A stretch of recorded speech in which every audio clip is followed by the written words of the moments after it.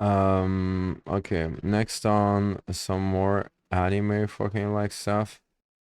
Yeah, some more fucking anime stuff. I need an anime recommendation.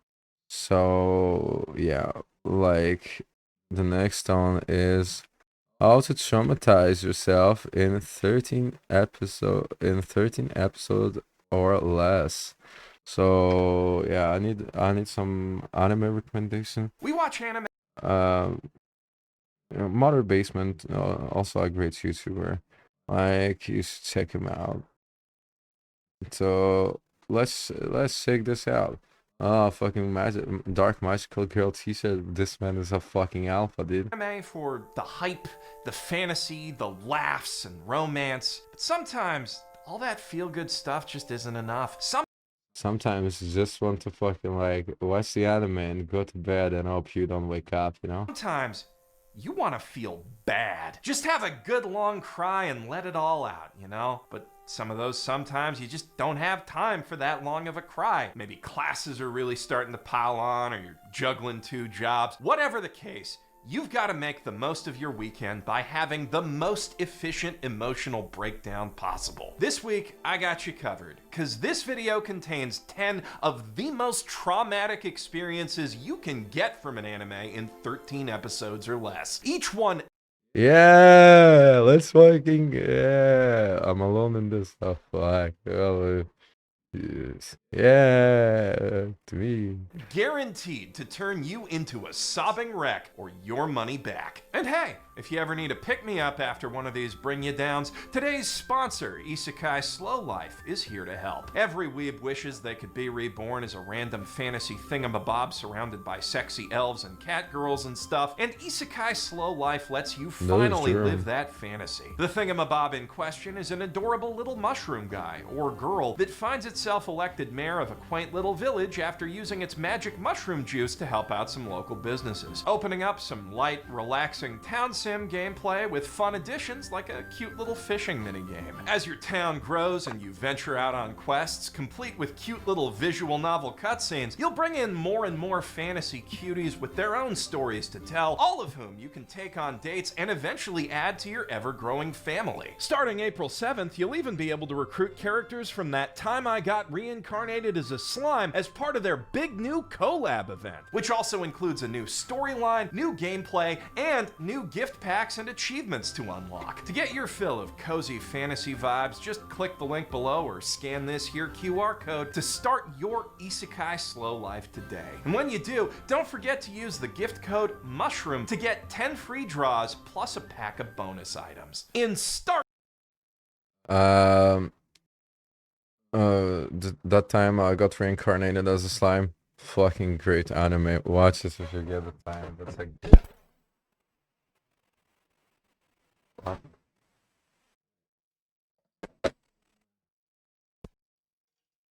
Oh fuck! I need to check. I actually pushed my headset a little bit too much. My audio interface. I can't really fucking remember. Oh, okay, my audio interface is not fucked. Let me check if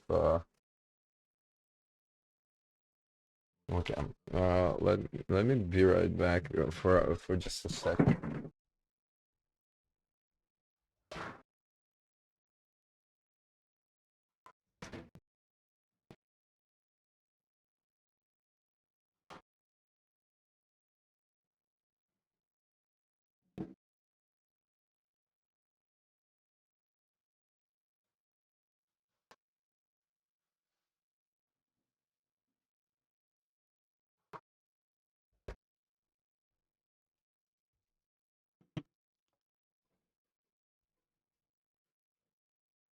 Okay, let's discover how the fuck we can traumatize ourselves. Stark contrast to that, though, my first recommendation of the day is one of the least relaxing isekai in existence, where most isekai protagonists are given epic quests for the fate of the whole RPG-like world to ignore while an endless parade of waifus takes turns bouncing on their The poor teens at the heart of Grimgar of Fantasy and Ash are faced with an infinitely simpler Never heard yet that name. infinitely Never more heard that difficult name. task: surviving. Finding themselves stranded in a strange land with no memory of who they are or how they got there and nothing to their names, these strangers plucked from across Japan have no choice but to join up as raw recruits in Grimgar's reserve army, sent out to battle monsters that threaten the peace of their new homeland on a daily basis, trading hard-won trophies for basic room and board. And of these displaced souls, we follow a squad of the dregs and stragglers, a healer, a hunter, a wizard, a warrior, a thief, and a knight who together struggle to fight the most basic of monsters, learning quickly, the hard way, that even the scrawniest goblins are just as scrappy and desperate to live as they are. Between battles, they enjoy whatever slices they can of that hard-won life, always fleeting and precious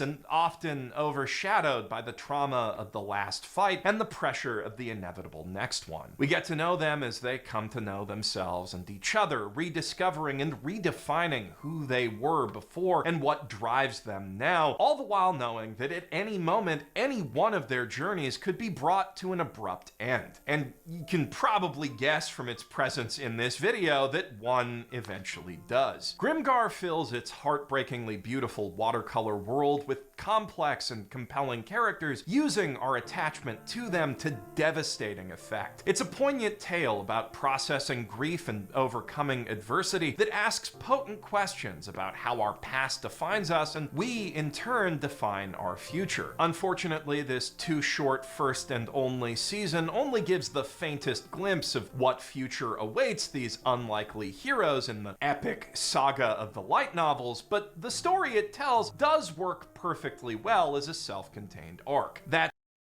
That's a shame. Like, not for me as an anime. Like, I don't feel the vibe, and isekais, I'm kind of like, it really has to be a fucking like this. You need to fucking have like good arguments to fucking make me watch an isekai.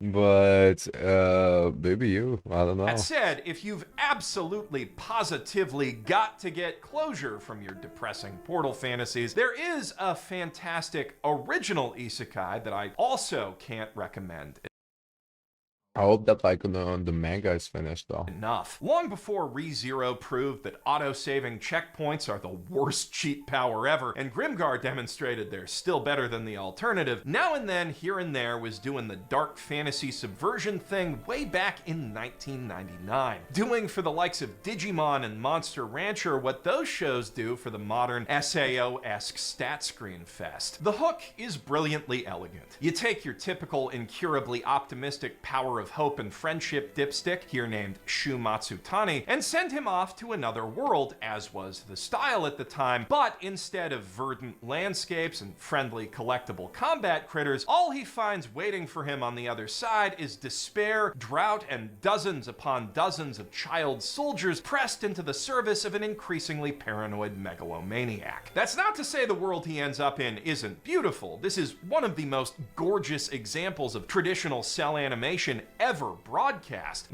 It is interesting looking, like it is unique looking. I like it. Maybe too old for me to get into it, but like maybe I like the t-shirts as well. Maybe I will run out of like anything else to watch. Whether they're falling over Tokyo or the desolate desert wastes, I don't know if I've ever seen more striking sunsets in anime.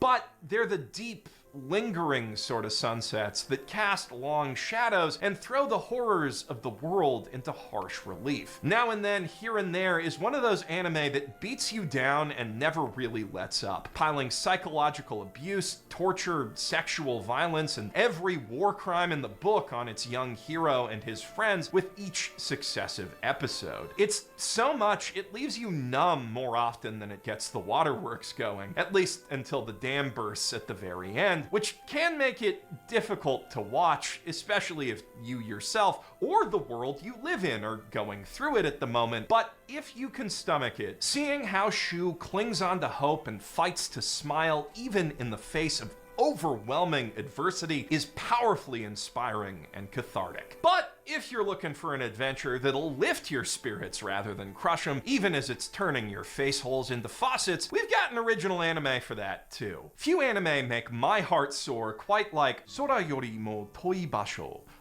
I'm actually curious if I actually watched any of the recommendations. So far, I haven't watched any of the recommendations that he offers.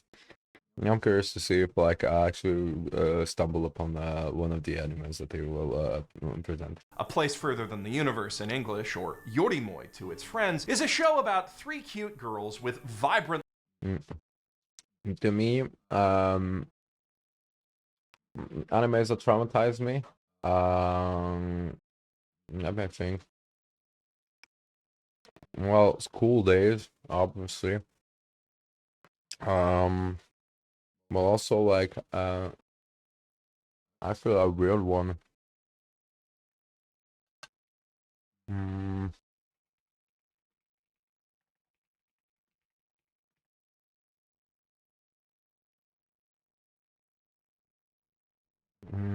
no, is it?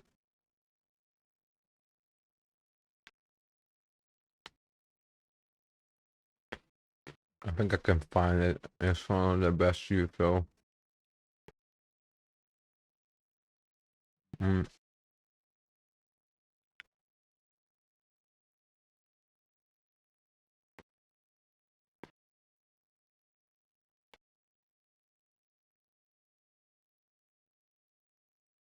Clanad. Clanad. Actually, Clanad was one of the TV shows that like uh really fucking like traumatized me.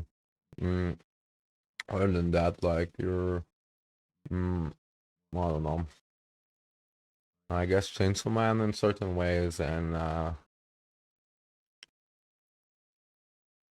mm,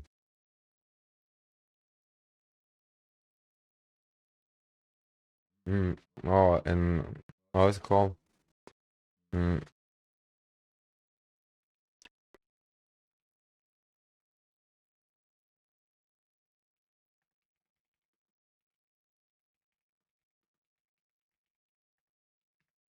Eminence, Eminence of Shadow, Eminence in Shadow,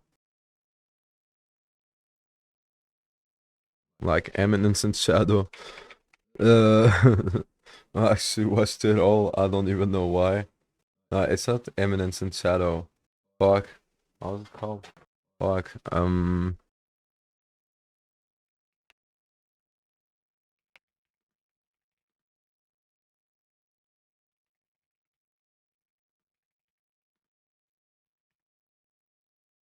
Made in Abyss. Made in Abyss.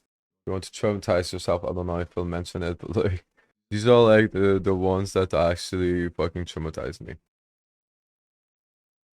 So yeah, Chainsaw Man, Clan Ad, the other one like another one.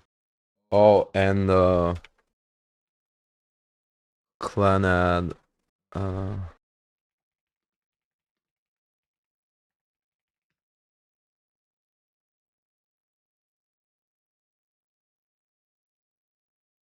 where is it? Kai. Kai. Like this is like I think it's Kai. Where is it? Uh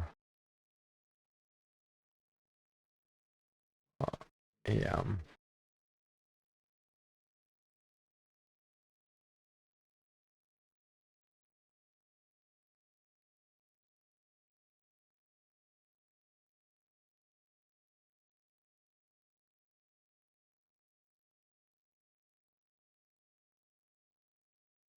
No, it's Akagi. Akagi, actually. So yeah, here's my recommendation.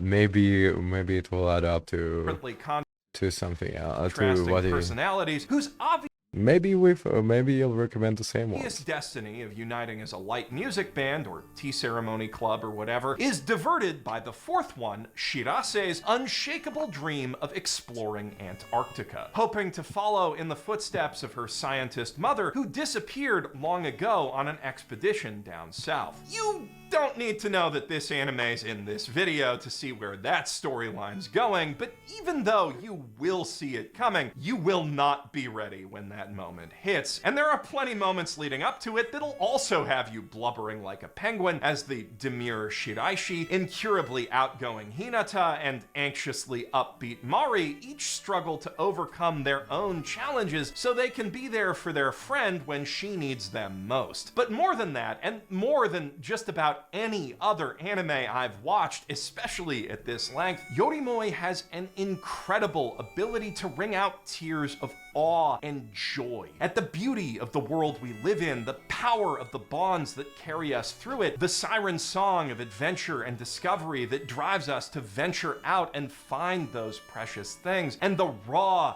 human spirit to overcome any obstacle in our way and any naysayer lying behind us.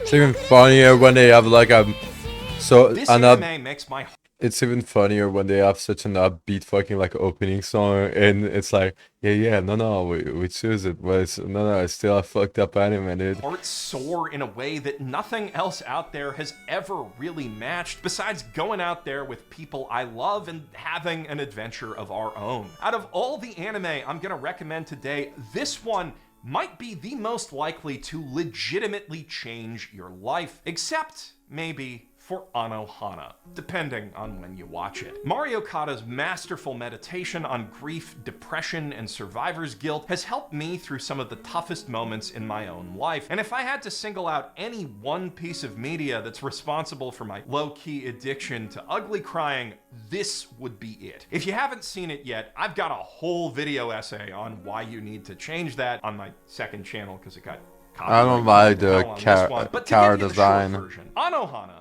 very short for Anohimita Hana no namae o boku tachi wa mada shiranai, or we still don't remember That's the legit name of the flower Japanese. we saw that day, is the story of 6 steadfast childhood friends, the self-proclaimed super peacebusters, whose happy-go-lucky lives in the Japanese countryside were forever changed when Menma, the happy-go-luckiest of them all, died in a tragic accident, leaving the other 5 to drift apart, each one privately tortured by feelings of guilt, anger, self-doubt, jealousy, and most painful of all, love, that they now have no hope of ever resolving, or so they think, until their former leader, Jintan, This actually reminds me of like another anime that is really traumatizing. It's a romance anime. I don't know if I can find it. Uh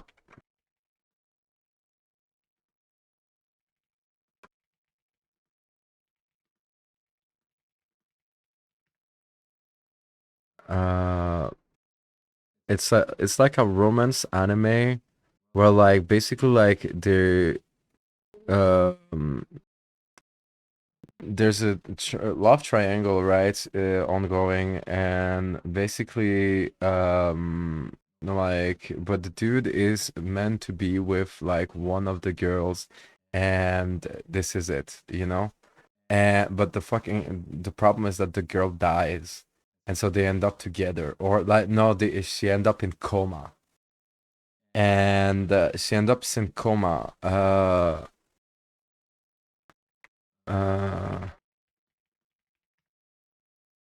Yeah, she ended up in coma, and basically, because of that, well, the love triangle actually changed, and basically, like the dude ends up with the other chick, right? And but the story takes place when actually the girl wakes up, and this is so fucking like heart wrenching and just like really traumatizing, like. I cannot find the name, so you're gonna like have to trust me on that one.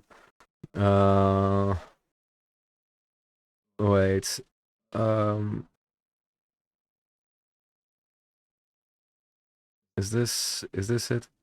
Yeah, I found it. Kimi ga nozomu ein, like basically rumbling hearts.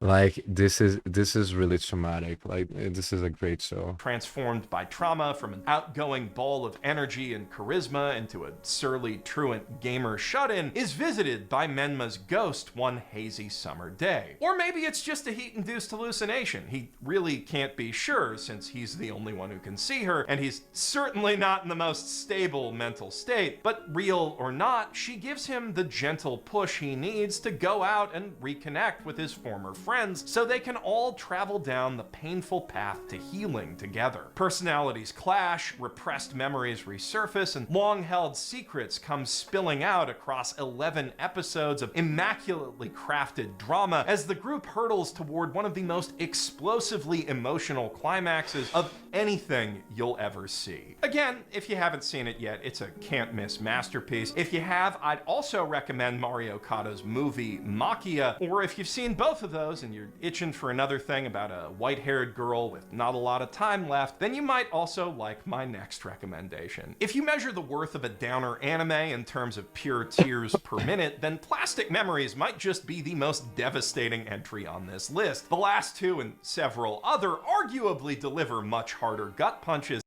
but the premise and plot structure He has the same fucking white noise as me. Like I was able to fix it, but he has the same white noise as me. of Plot Memo are designed to absolutely batter you with emotional blows from all angles. The setup is brilliant for this sort of thing. It's the future, and humanity has developed thinking humanoid robots called Giftia to help us in our daily life. People use them as personal assistants, companions, and even replace. Okay, now that I think of it, Ghost in the Shell is also like really traumatic. Like if you like if we see like traumatize yourself in 13 episodes of love. Yeah, I've got like my own library of fucking like stuff that like makes me want to kill myself. So yeah, let's keep going. Placements for lost loved ones, as they're as capable of feeling as thinking, but their sentience has a strict shelf life: 81,920 hours, or about 9 years and 4 months. Past that storage limit, their memories and personalities begin to rapidly degrade, leading to erratic behavior, mental distress, and in extreme cases, full-blown iRobot shit. And the only way to prevent this is So basically, the psychos in the what was it called? Psych.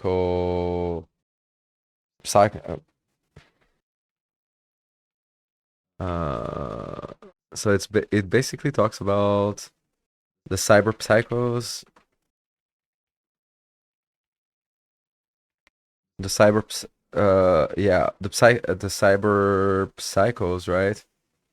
The psycho killers in Cyberpunk 2077. Basically, it's the story of them, huh? with a full factory reset. Of course, lots of people aren't exactly keen to effectively lobotomize family members they've known and loved for nearly a decade, but that's where Terminal Services comes in. A division of Giftia manufacturer Psycorp tasked with convincing more reticent customers to allow this scheduled maintenance, and when that fails, with tracking down the resulting rogue robots. All of their operatives work in pairs. One Giftia to deal with any potential Terminator shenanigans, plus one human to keep them in line. Tsukasa is their latest human employee, a Nepo baby whose dad lands. So this doesn't sound like a fucking like synopsis, like a story that hits hard and that is really like dark. But I can tell you that if it's well done, it is fucking awfully dark and grim and just traumatizing. Like because the themes within like what he said, what he talked about, are like similar to Ghost in the Shell, but like it's basically like a subcategory of some episodes that Ghost in the Shell like actually discuss, talks about, and like bring ideas to. Lands him the job after he fails his college entrance exams, and who finds himself swiftly partnered with department veteran Isla, an adorably clumsy mechanical moe blob with an impressive gift for connecting with people. Each episode sees the pair embroiled in a different depressing short story, precision engineered to have you bawling your eyes out in 23 minutes or less. Some might call it emotionally manipulative.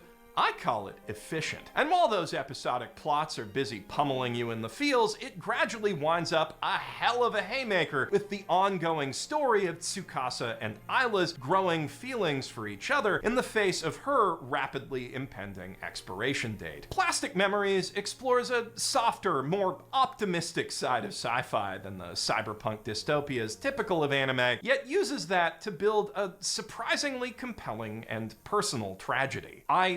Yeah, sometimes it's like the slice of life, the day to day, that like is way it really more hits you more in the feelings than the fucking like fucking crazy crazy stuff that like is shiny and like in a world that you get, you know, the phrase in the world, you know, like so it's more the day to day life and stuff like that that is actually like hits you differently, you know.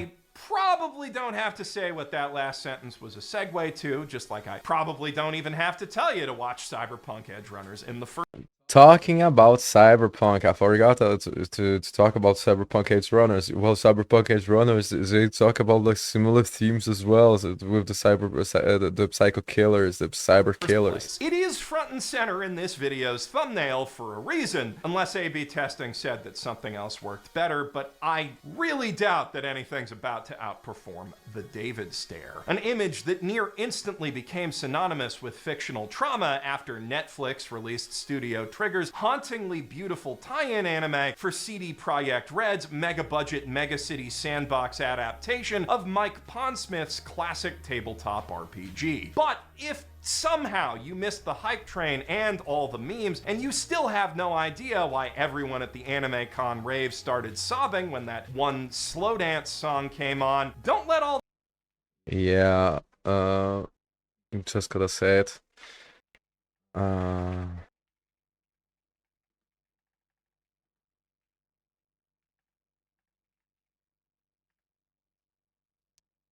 You tell me, Rebecca, best girl.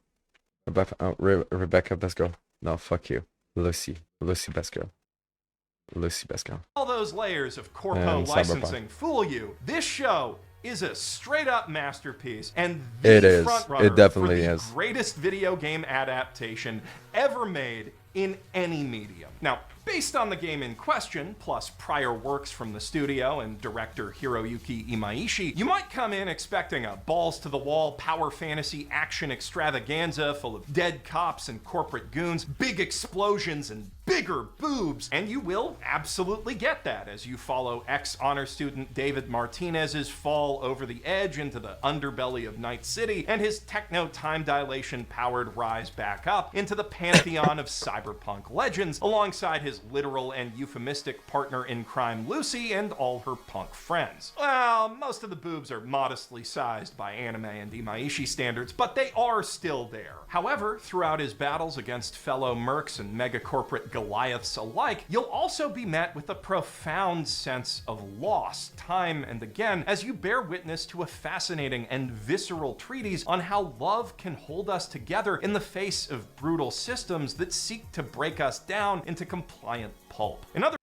And this is like kind of like the you know, like a love can hold us together, like like the power of friendship.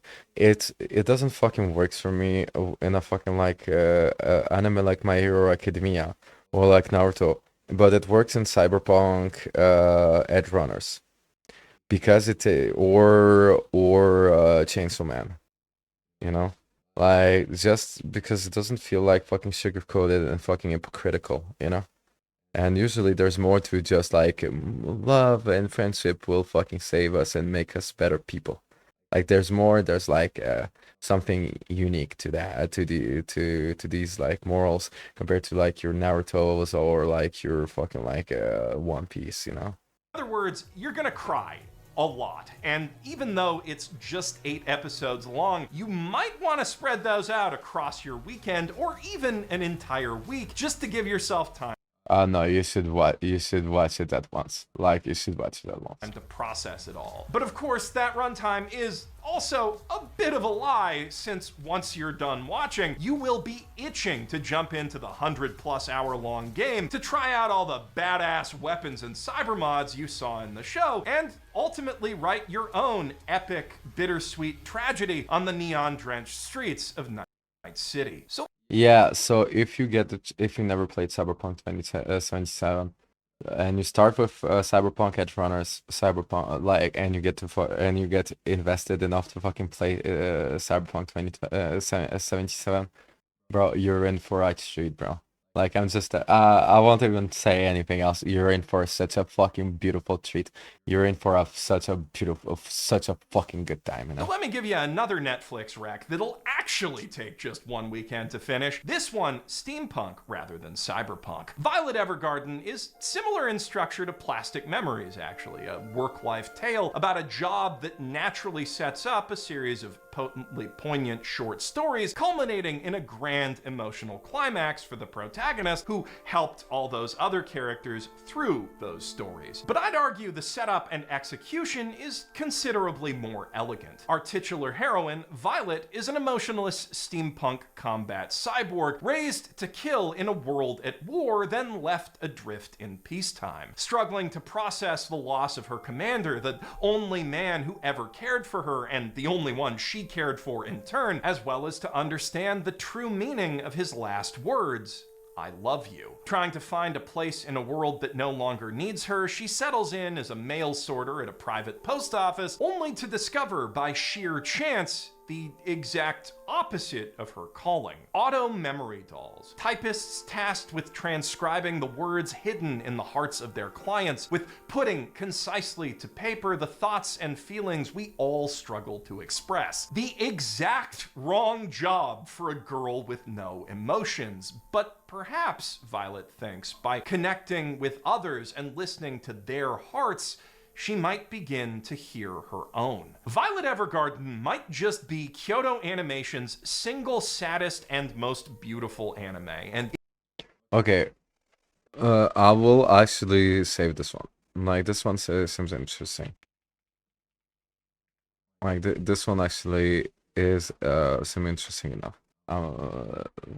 Thanks. if you don't understand what a monumental statement that is, you should watch it as soon as possible. Plus, Hibike Euphonium, K-On!, Tamako Market, just all of their stuff is great. Of course, like with Edge Runners, a lot of you out there don't need to be told that, but if you're looking for something that scratches a similar itch with a similar level of skill, you should also check out Vivy Fluoride's song, the Terminator-esque tale of an unpopular AI amusement park attraction named Vivy on a century-long quest to learn what it truly means to sing from the heart, so her voice might one day bring joy to the world. Also, she's got to avert the robot apocalypse. That bit's pretty important too. Although, since every AI is programmed with a single all-encompassing purpose that defines their entire existence, and Vivy's happens to be singing, you can expect at least one heartstring-tugging idol number for every heart-pounding cyberpunk action scene. And the show handles both expertly. Aided by Matsumoto, an advanced AI sent back 100 years to inhabit the body of an adorable teddy bear, Vivy must navigate and intervene in key turning points throughout the next century of human-AI relations that ultimately culminate in T-Day, which, as you might expect from the Violet Evergarden comparison, take the form of tragic and melancholic character-driven stories centered on profound philosophical questions of what it means to be human and what our hearts really are, which will wring their fair share of tears out of you, while the overarching story primes you to cry a whole lot more. This is actually by VV. Like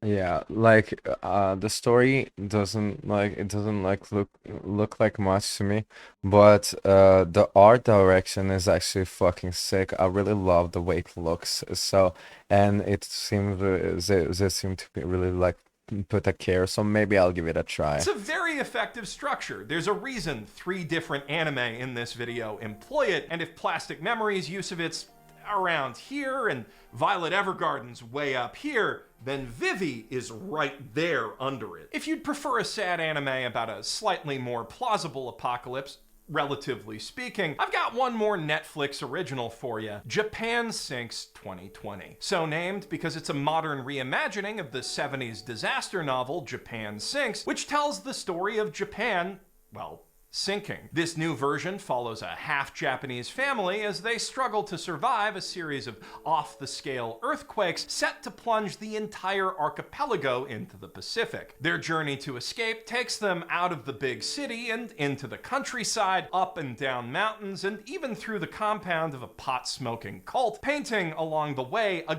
gorgeously cinematic, satirical picture of the nation's complicated, fractured identity. As I really Hafu, dislike the Yuto the siblings are in a cover unique design. position to see the worst and best aspects of It looks Japanese culture, bland. even as it falls Well, apart maybe it's all good. around them, and it will eventually fall to them and the other survivors to rebuild what's left in an act of kintsugi, the Japanese art of repairing pottery with gold lacquer to make something new and ultimately more. Oh, Repairing wait. pottery with left Oh. in an act of kintsugi.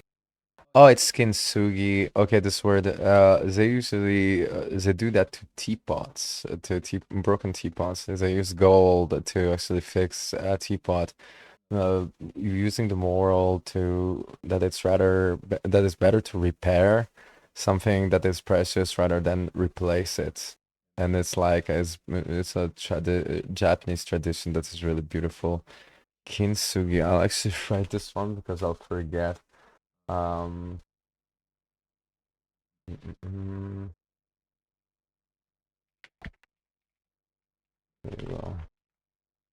The Japanese art of repairing pottery with gold lacquer to make something new and ultimately more beautiful than the original. Japan Sinks is almost certainly the most controversial anime on this list, and not just because co-directors Masaki Yuasa and Ho Pyung-gang get very political with all of that. It packs a lot of tragedy into 10 short episodes and never really gives any one sudden, brutal death time to breathe or the survivors time to grieve. Like now and then, here and there, it is brutal in an exhausting way that doesn't really ever let up, frequently denying you the catharsis of a good cry. But that's very intentional, reflecting the way that people have to numb themselves and keep moving forward if they want to survive in the face of such overwhelming death and destruction until they're finally safe enough for the dam to break. And when it does, man, it hits hard. The story also takes some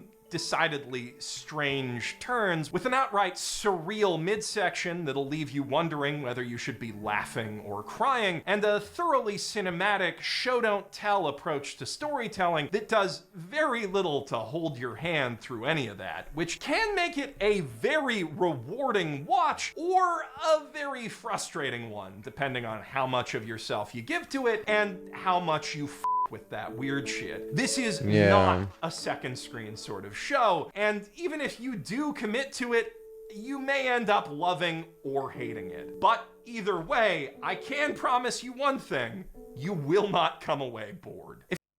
Yeah, this is interesting. Yeah, like, but not for me at all. Like, these are like, it's not colorful enough, I'd say. You know, and really too mundane, too If you slice of want more life. of the sure thing, though, or just a less weird earthquake story, I also heartily recommend the more down-to-earth What are the fucking odds that he talks about like two fucking earthquake stories though? Tokyo Magnitude 8.0. A chillingly realistic, low sci-fi tale of a young girl named Mirai and her brother Yuki's harrowing journey to get back home through a near-future Tokyo that's been rocked to its foundations by the inevitable big one. What should be a short trip Odaiba to Setagaya, a 43-minute drive, hour-long train ride, or 4-hour walk, is transformed into a harrowing multi-day survival odyssey by crumbling infrastructure, reshaped roads, conflict with other desperate survivors, and the ever-present threat of aftershocks. Okay, to be clear, it was near future in 2009. The show's set in 2012, and the robot rescue drones it speculates about are already a reality in 2025, even if they don't look exactly like that. But that doesn't make it any less believable. Studio Bones extensively researched prior earthquakes around the world and interviewed survivors to paint as accurate a picture as possible of life in this sort of disaster zone, and to accurately simulate the physical impact of the disaster itself, which So this is like interesting. Also, like not for me, but like it can be also interesting because it's informative, but traumatizing. I believe you that I believe in the like it must be traumatizing because like it's a bet on realism, like emotional realism, you know. is pretty spooky to watch, living here 16 years into the 30-year projected window for the big one hitting Kanto that inspired this anime to begin with. But that's not what makes this show so award-winningly heart-wrenching. Tokyo Magnitude 8.0's story will hit close to home no matter how close it is to your actual home, thanks to its rich, grounded characters. Two believably bratty young siblings thrown in way over their heads in a sink or swim situation that forces them to grow up fast. Faster, perhaps, than is actually possible for them, even with the help of Mari, the kind, cool surrogate older sister figure who joins them on their journey while trying to reach her own child and mother in the neighboring borough. Tensions ratchet up with each step forward and each passing episode as the stress of the situation frays at each survivor's nerves, and the closer they get to home, the larger the possibility looms that one or more of them won't make it. The disaster itself may be tied to specifics of geography, but the believable human drama at the heart of this disaster story is the sort that could happen anywhere. But of course, I'll leave you to discover for yourself how it all shakes out. I'm sorry. I'm so sorry. I'm gonna just go. Thank you, Mother Basement, for this video. Actually, so about like references like anime that I actually watched Cyberpunk Edge Runners. The only ones that like interest me, Violet Evergarden and VV Fluoride song. My recommendation, to be honest, is outside when it comes to like traumatizing anime, I will give it to you. I will give you only one so you don't struggle with it. What is it called? Kaiji. Yeah, Kaiji. Like, if you want this traumatizing experience, like, fucking watch Kaiji and tell me that, like, tell me it was a good, come and try to fucking tell me that it was a good time. Anyway,